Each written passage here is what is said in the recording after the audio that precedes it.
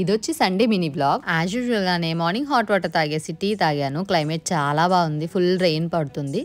ఆ తర్వాత బ్రేక్ఫాస్ట్లోకి roti with chicken curry. Chicken curry గ్రేవీగా అయితేనే బాగుంటుంది, దోశ చపాతీలోకైనా. లంచ్లోకి క్రాఫ్ ఫ్రై చేశాను. షెల్ మాత్రం గార్నిష్ కోసం మాత్రమే యూజ్ చేశాను. క్రాఫ్ ఫ్రై చాలా సింపుల్గా కుదిరింది. వీడియో ట్యాగ్ చేస్తాను, ఎవరికైనా కావాలంటే చూడండి. ఇంకా చపాతీ పిండితో బిస్కెట్స్. ఇవి అసలు చెయ్యాలని అనుకోలేదు, కానీ చేయాల్సి వచ్చింది. Why because one day full power లేదనమాట. నేను చపాతీ పిండిని ఫ్రిడ్జ్లో స్టోర్ చేస్తూ ఉంటాను. వన్ డే పవర్ లేదన్నాను కదా, వాటర్ అంతా ఆ పిండి మీద పడిపోయింది అనమాట. యాక్చువల్గా నేను బాక్స్లో స్టోర్ చేసుకోలేదు.